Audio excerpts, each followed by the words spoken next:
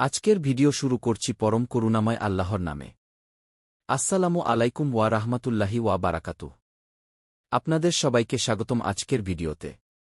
কখনো কি ভেবে দেখেছেন এমন একটি মুহূর্ত যখন একজন পিতা তার সবচেয়ে প্রিয় সন্তানকে জবাই করতে ছুরি হাতে তুলে নেন, শুধুমাত্র আল্লাহর আদেশ পালন করার জন্য?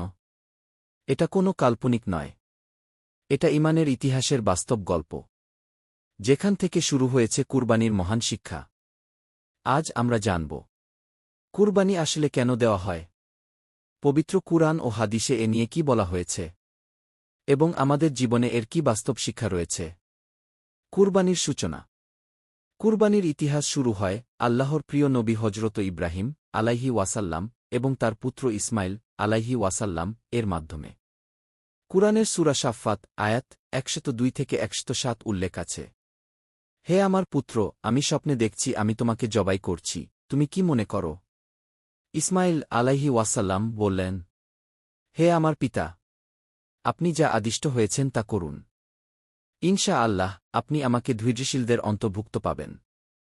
যখন ইব্রাহিম আলাইহি ওয়াসাল্লাম আল্লাহর আদেশ পালনে তার প্রিয় সন্তানকে কুরবানির জন্য শুইয়ে দিলেন, তখন আল্লাহ বললেন, হে ইব্রাহিম, তুমি সত্যিই স্বপ্ন বাস্তবায়ন করেছ।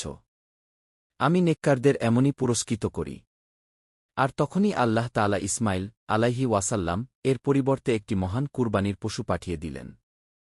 এই হল ত্যাগের সেই নিদর্শন, যেখানে ভালোবাসা, আবেগ, সম্পর্ক সবকিছুর উপরে ছিল আল্লাহর হুকুম। হাদিসের আলোকে কুরবানির গুরুত্ব। রাসূলুল্লাহ সাল্লাল্লাহু আলাইহি ওয়াসাল্লাম বলেছেন, যে ব্যক্তি সামর্থ্য থাকা সত্ত্বেও কুরবানি করল না, সে যেন আমাদের ঈদগাহের দিকে না আসে। ইবনে মাজাহ 3123। কুরবানির ঘটনা থেকে আমরা যা শিখি। আল্লাহর জন্য ত্যাগ করাই কুরবানির মূল শিক্ষা।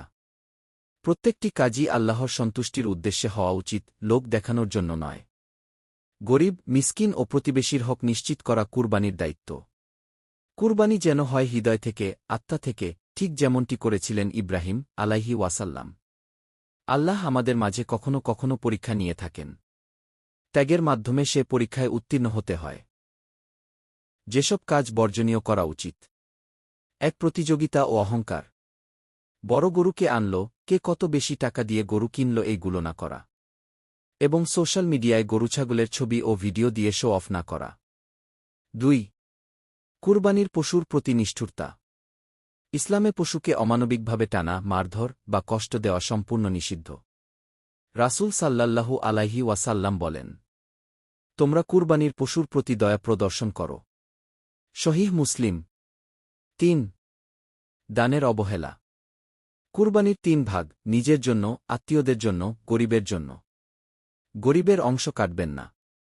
মূল বিষয় হল, কুরবানি মানে শুধু পশু জবাই নয়, এ এক আত্মার শুদ্ধি, যেখানে আমরা বলি, হে আল্লাহ, আপনি চাইলে আমি আমার সব কিছু আপনাকে দিয়ে দিতে রাজি।